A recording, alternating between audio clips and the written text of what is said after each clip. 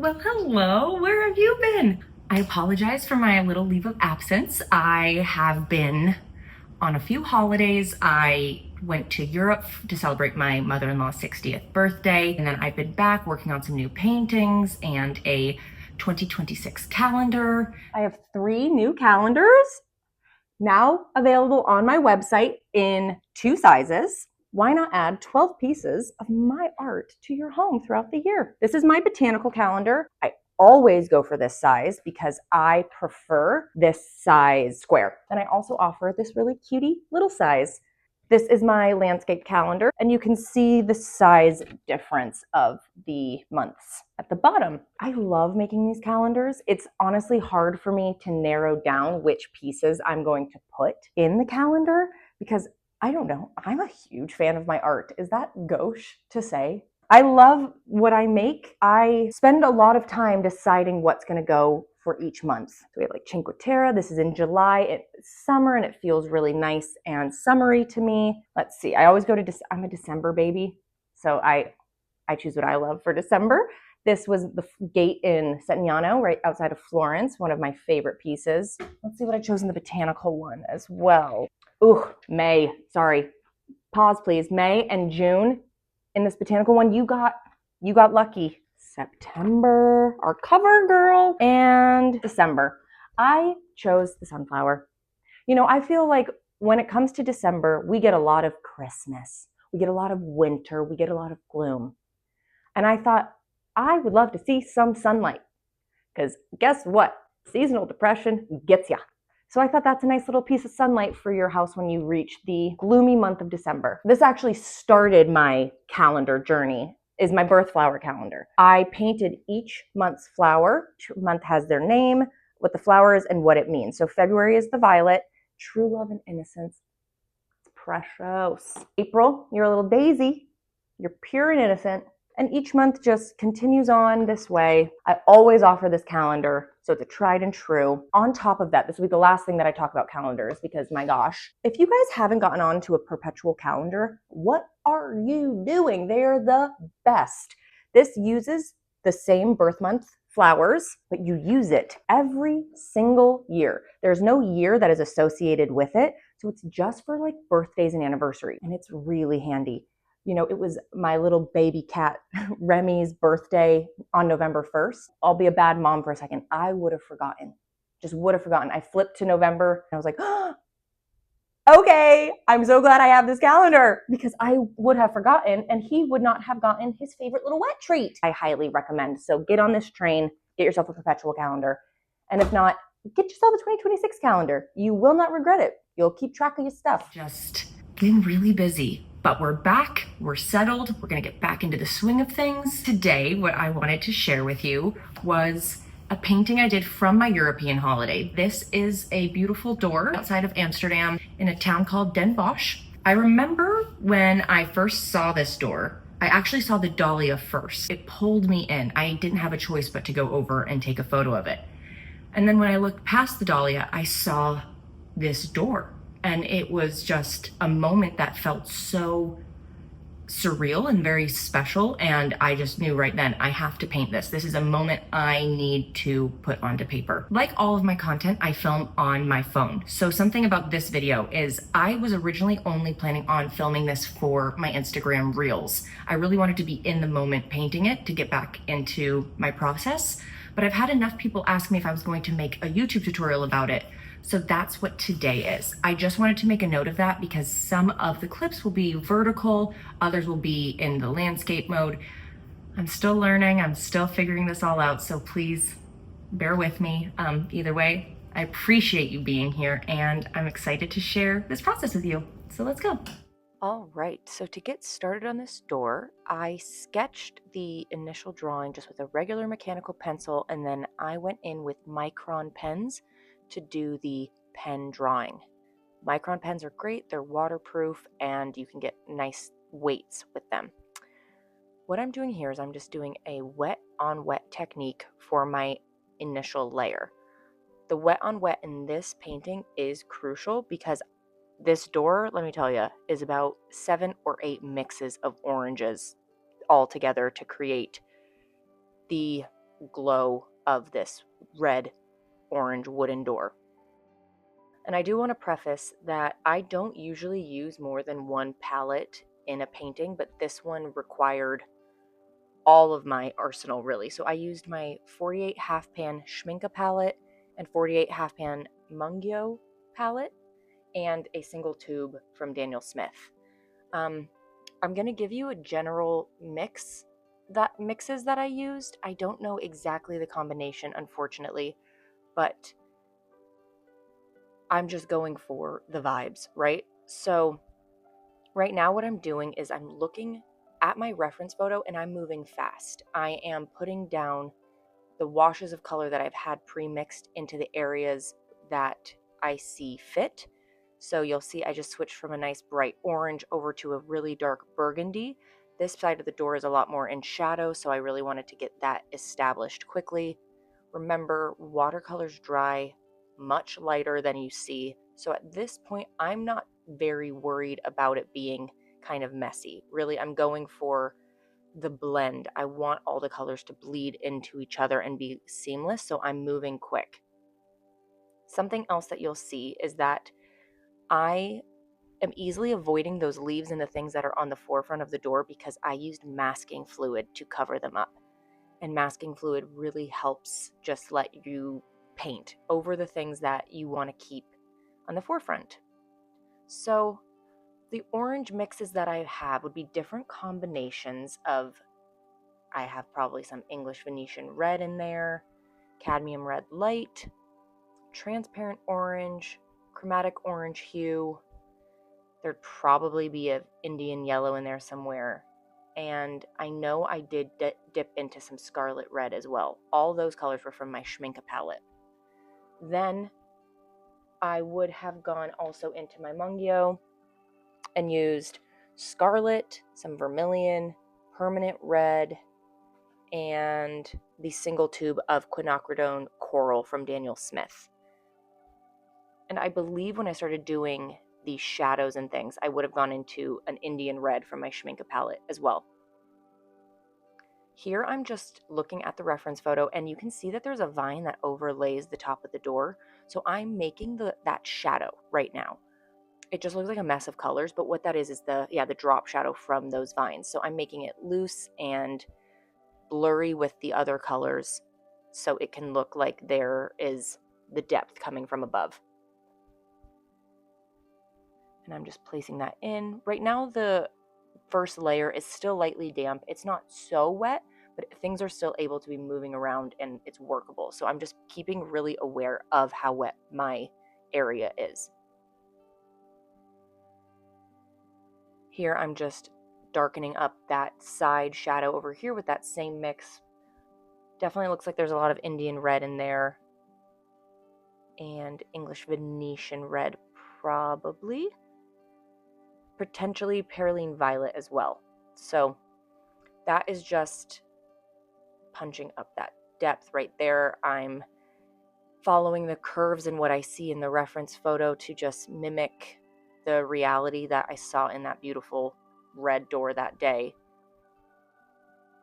And you'll see still moving fast, making the shadow from the dahlia side now. So I'm starting the suggestion of the shadow that is laying on the door.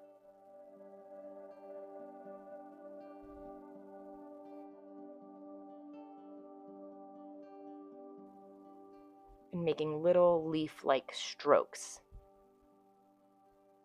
Just like the impression of it. My one time that I'm an impressionistic painting, who would have known? You can see how light this door has faded to after it has fully dried. Watercolors don't really stay vibrant after a first pass. And now I'm doing a glaze or a second wash of color. I have a whole video on my channel showing what a glaze is and diving into that a bit deeper. So I'll just link that video also below. I really wanted to enhance that glow and that orange color of this door. It really became super dull after the paints dried up. That was to be expected. So I was kind of relying on glazes for this door to carry a lot of that work for me. I think this door ended up being like, I don't know, 6 or 7 layers. It took a lot, but it really was a beautiful end result. There you can see I am definitely grabbing vermilion. So that's fun. We know one color for sure. So I'm just glazing the entire door with that vermilion and most likely a red mixture. And I'm just using different levels of water to move that around the entirety of the bottom of this door. I will eventually pick up a bit of a darker mix to move to the top. So I'm just really, keeping mind of the shifts in color that this door has. Because while your eye is seeing it and you understand, yeah, that's a red orange door, there are so many subtle tone changes to it. So now I'll go in and I'll see that that's not leaning as red as I want it to. So I'm mixing some of that orange base into a darker mix that I have, taking that orange, that vermilion, and I think I go with, the scarlet red from Schminke to also punch that up a bit. That's keeping things harmonious. So I'm using that as my central connector, that vermilion color for these tones. And then I'm using that secondary color that I mixed up to start shifting it to a bit more of a red tone, so it's not just one note. So I'm just making sure to follow around and avoid the handle. I probably could have used masking fluid on those areas too. Now that I'm thinking about it, would have been easier to just paint and not have to avoid those, but we live and we learn. Here I'm using just a clean-ish, just wet brush to move that paint down to this area. That's a big pocket on that door that's really glowing and in the light, so it doesn't need a lot of color there. I just wanted to have it be also in the same level. So once I'm working on one thing, I work on the entire door.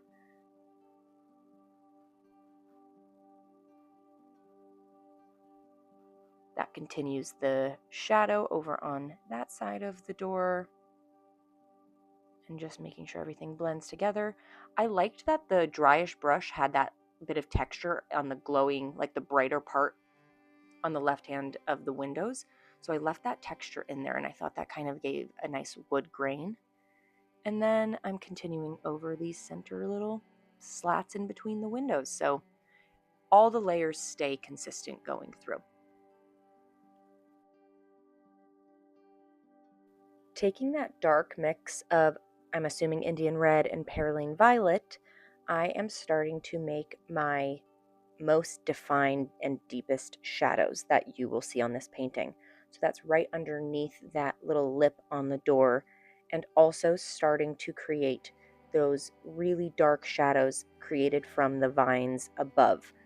So while I'm really focused on the reference photo and how that looks, I'm also keeping in mind my actual drawing that I did. And while it's very close to the original, some vines and some leaves are left out just for aesthetic purposes. So I want to make sure I'm not painting anything that's not there and really wouldn't create that shadow. So I'm just being mindful of those two worlds and combining them together.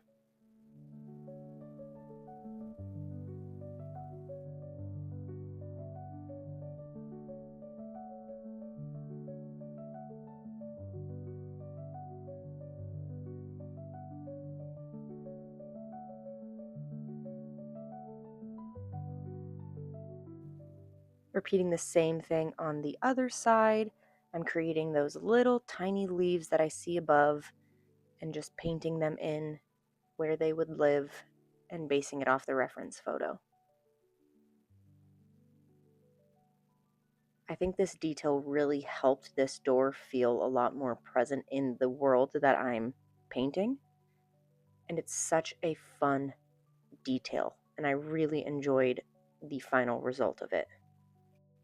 And you can tell I'm really taking my time. I am not rushing this step. The rest, where I have to glaze and make sure everything works in balance with big washes of color, those can be pretty quick. But I really want to make sure I'm taking my time at this moment.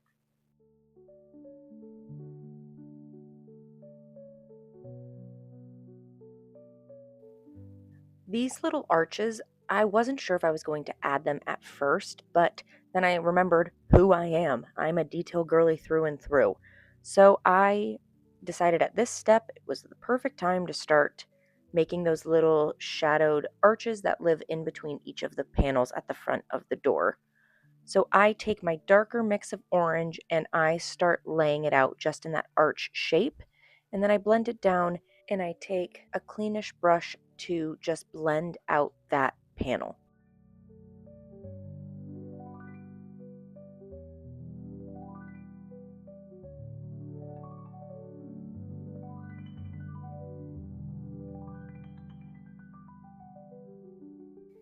You can see in this panel a bit more what I was saying.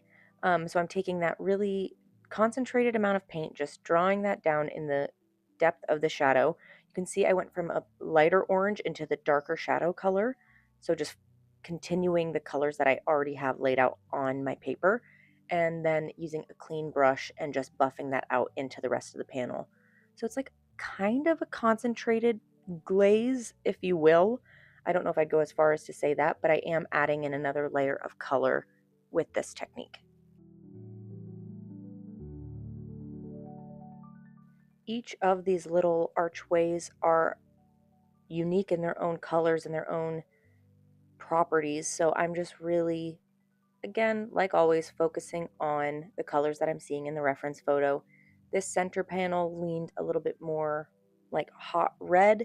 Some of them will be a little bit more golden. Some will have more of that burgundy wine color. So it just all depends, and that's what continues the realism through the painting.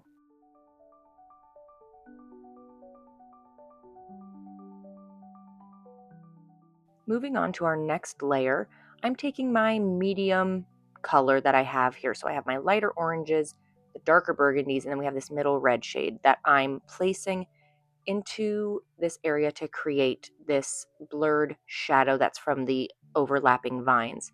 So I'm putting that down, and then with an orange mixture, I'm taking that and to blur it to the rest of the door. So it seamlessly creates a nice transition from a brick red to a more orange shade. I believe in a second here, I'll go into my palette and pick up right there transparent orange from my Schminke, and it looked like scarlet from my Mungio palette to create this little transition here.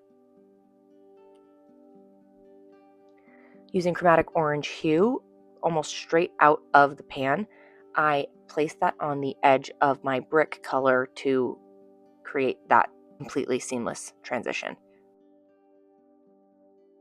And we're just repeating that process in the other areas to continue that shadow down over the rest of the door frame.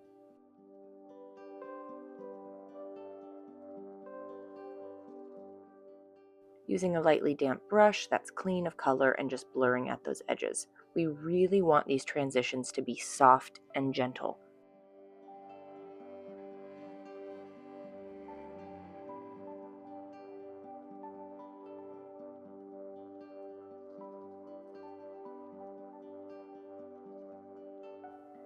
I'm now taking that darker color and using it as a bit of a glaze down here and covering up those previous layers that I've made. It's sheer enough that it's just going to blend everything together. It's not going to erase the work that we've done below, but it's continuing on this shadow that is nicely draping down over each of the panels. I'm staying mindful of the tone shifts and the color changes that I see on each of the sections of the doors, and almost using my lines that I've drawn in my sketch, almost like I'm painting or coloring in between the lines. So I'm kind of allowing that to let it break it up into sections rather than thinking of the door completely.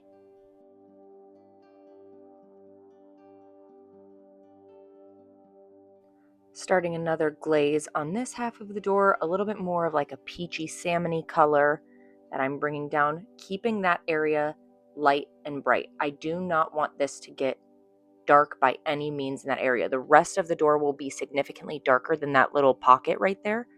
So I just want to keep it as free of too many washes as I can. Although I still want to maintain cohesion throughout the door. So I don't want to leave it too light and it looks out of place. So you just have to make sure you're playing around with the balance and keeping things equal.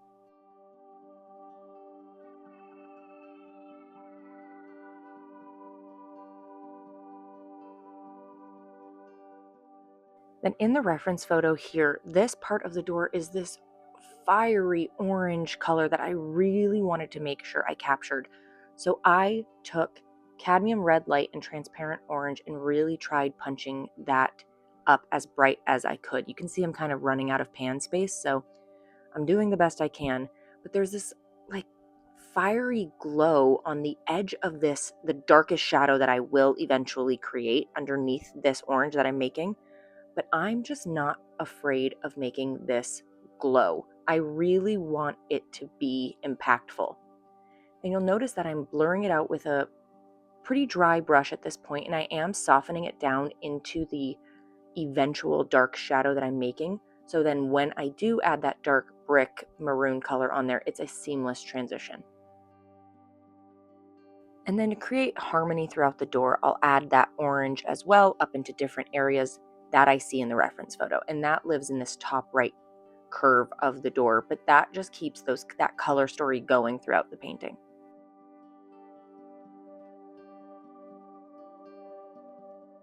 And now we're going in for the dark shadow. I can see that I'm taking Perylene Violet and then also that Indian Red that I suspected before, testing it on my little tester sheet. I always recommend having that. And then also some Perylene Maroon. And I really want it to be a rich and dark and gorgeous color of a shadow. I don't want it to feel flat in any way. So I just made sure with the side of my hand that that area was completely dry before going in with this glaze because it is going to be dark. You can see already there, it is almost feeling opaque, but this is a dark, dark shadow. This door is all about contrast. So I'm laying it out. It's following that initial curve. So you can see those little leaves that I started before, and then that orange that's already faded actually. So I will definitely be adding another glaze in there to punch up that glow.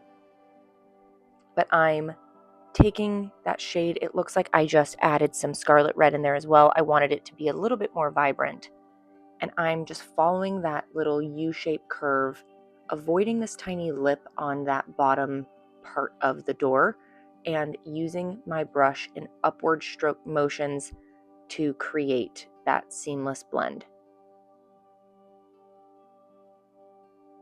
Shadows are made up of so many different tones and colors, so I'm bouncing in between one or two colors to create that depth right there. You'll see at the top and the bottom. They are very similar, but they have some different properties to them.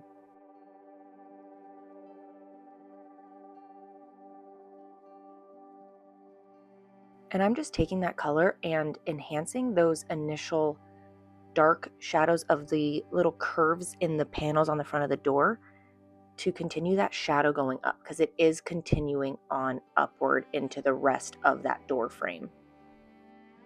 You'll notice I'm picking up the orange again. So while my shadow that I placed down, that brick color, is still lightly damp, I'm now taking that orange as my transition shade to blend it into the rest of the door. So nothing is dry yet, and this is just creating a very seamless transition from my darkest shade to my medium shade to then my lightest shade. So I'm letting the paint do the work for me.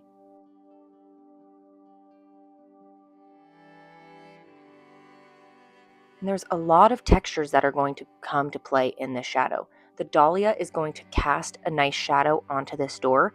So while this is wet and I want it to still be that blurry look, I'm adding in the positions of the leaves and the stem where I can to make it all look cohesive. Now we're starting the intense shadows like we did above with those leaves and the vines for the dahlia specifically.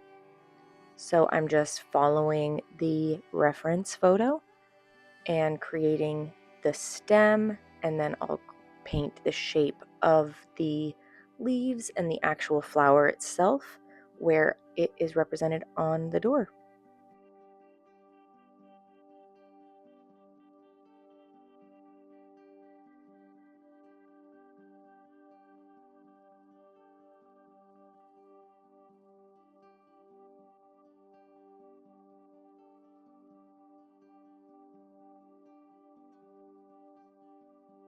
So I'm just moving slowly and meticulously. I don't want this dark color to get out of hand because it will be very hard and annoying to adjust if I mess something up now. So I'm just really trying to focus on where I want everything placed and make the petals, the shadows of the petals, as accurate and close to what I see as I can.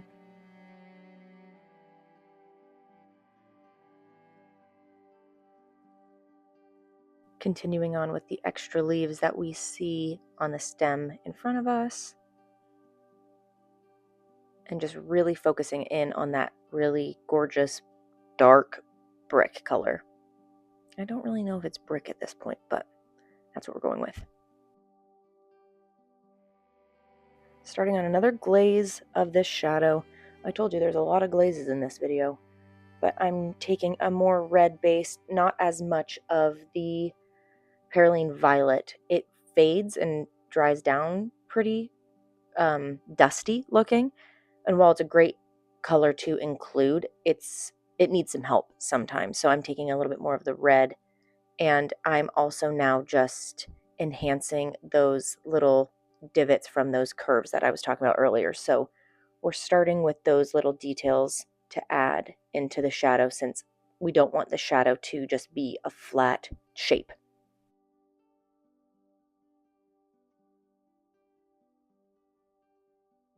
Continuing the curves and the natural shapes that we see, and just deepening that shadow once again. We want it to be rich. We want it to be bold. So we're going in layer after layer until we are happy with how bold it is. And right now, we're not there. A few more lines, making sure to really see where we're placing it. We're not going willy-nilly. I see that I wanted to add some more leaves.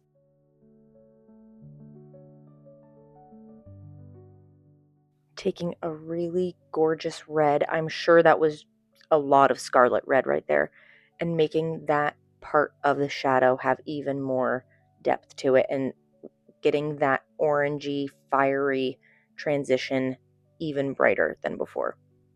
And using that same color to continue those lines in those indents in the door, upward and onward, to make it have a lot of dimension and color shifts throughout the door front. Using that middle orange color to create more shadow and more tone shifts in that front, and blurring it out with a semi-clean brush into the rest of the door. So just really taking note of where I see the color shifts in the reference photo. I can see that it's very deep red over on this side, so I'm just making sure that that's punched up where I want it to be, blending it down into the rest of the shadow as a semi-glaze, and then more orange for the center of the door. I'm also starting to enhance those small arches in the door front with another round of color. So a small glaze for these ones as well. I just want to make sure everything stays harmonious.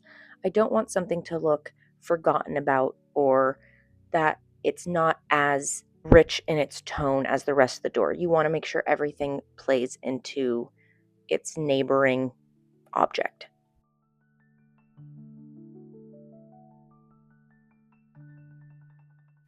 Making that shadow even more red underneath that little lip on the door. And you'll notice that all of these mixes and these colors are coming together to create what your mind will see as a orangey red door. So there's so many different tones and so many different colors that are working together to create a quote unquote orange door. But it is really like 100 colors. Moving on to the windows. How fun. So the windows also, yes, they're like black glass, right? When you're looking at it, that's what you think. Great, it's black in there. But there's so much more intrigue that you can create when you think of the reflection of the glass. So some of the panels will be a bit more solid, like black, but I'm using like a mix of neutral tint, Payne's gray, probably some indigo in there. I'll do a touch of ivory black. I'm not afraid of it. But then you'll also see me picking up on details like the reflection of the green leaves from above that create more interest. And that'll be popped in there with some olive green or cobalt green maybe, but I think I stick with olive. But you'll see right there, I'm adding little touches of a more concentrated amount of paint into that glass area so it has some texture and more interest in the reflection.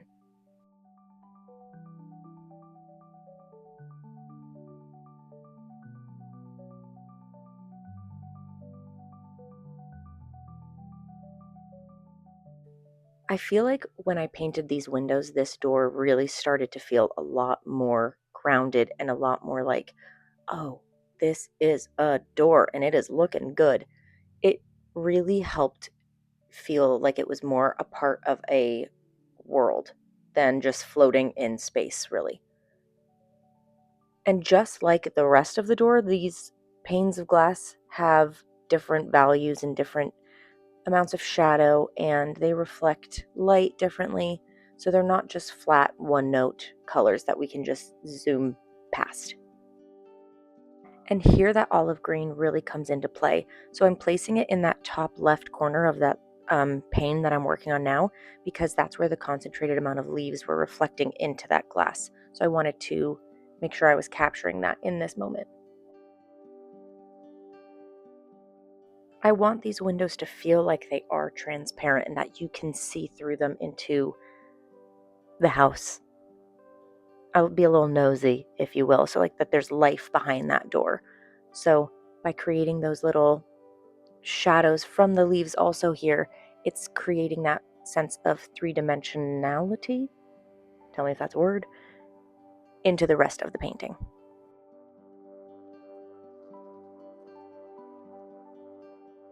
And just like the shadow of the leaf on the door frame, the shadow continues into this window. So I'm making sure that I'm following the shapes that I see, and I make that look like it's just one continuous shadow of the leaf, even though it's two completely different colors and they're different moments of my painting process.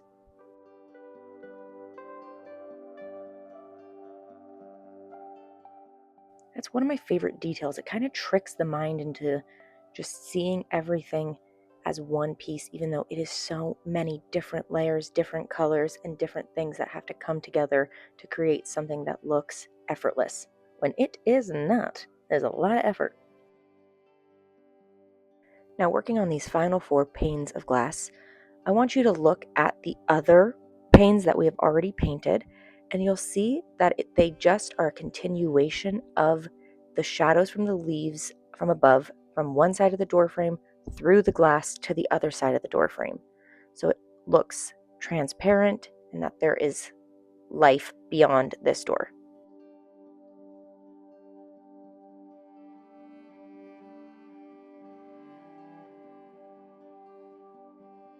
Moving on to the final bit of this tutorial, we're looking at the white frame around the door. So we're starting the shadow, and it's a bit of a blue-based shadow. So I think I used some ultramarine, some indigo, and just neutral tint and really watered that down. And I am continuing on the shape of the shadow that we see in the actual red of the door onto that frame. So it's a cool toned shadow, and it is all continuing what we see. The dahlia as well as the curve from like the leaves that aren't really present but that are casting that shadow down onto the frame.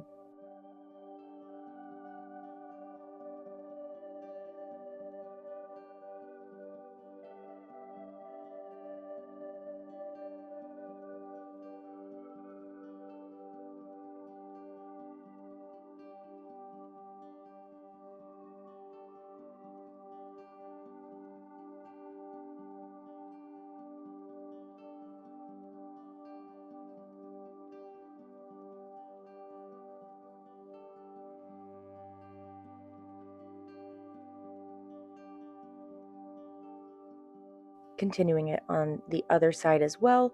This side of the shadow goes higher, same with that shadow on the door, it goes higher, and we're just building it up and making sure that it's not just a flat white color. There is a lot of interest that can still be built up with there. You don't want it to lean too blue or it'll look like a blue frame, but there is a lot of cool tones in there that are a nice juxtaposition. Here I'm making the continuation of the leaves of the shadow and just blurring out and softening those edges. And I'm following the line that I drew in pen with a little bit more concentrated amount of paint so it looks like it is receding into the background. Now the bricks that I'm following are a little more craggly, a little bit more textured, so I'm just making sure that the shadow that they are casting onto the door frame is also reflected. So they're kind of like little curved squares that I'm just drawing through so it can look like they are cast onto that frame.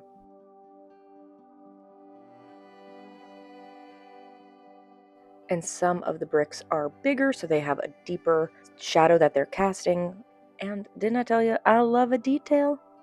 I will go crazy with these details, but they make the world of a difference. I'm just following the natural curve of the bricks and the shapes that I drew in originally. So I'm just being mindful of my placement and going brick by brick. Tireless work, but someone has got to do it. So for the shadows that live underneath the vines on this door frame, I'm taking a bit more of my olive green mixture because it's casting down that beautiful green color because leaves have a little bit of that transparency. So I'm forgetting the grays and the blues and just seeing what is reflected. And that's going to be very lively and beautiful. It has a little bit of a blue to it, so a little bit of indigo, so it still has that cool tone quality. And then I'm just deepening up that drop shadow right at the crease of the door in between the bricks and the door frames. And I'll just do that around the whole edge. But that is where I am going to leave you guys today. Thank you so much for being here and being patient with me while I took a pause from YouTube. I hope you stuck around. If you did, please like and subscribe. Also, leave me a comment and let me know if you'd like to see me do the rest of the door. I can show you how I did the bricks and the ivy and the dahlia if you're interested. Let me know. Keep me posted. Anyway, it was great to be here with you guys, and I hope you have a great rest of your day. See you in the next one.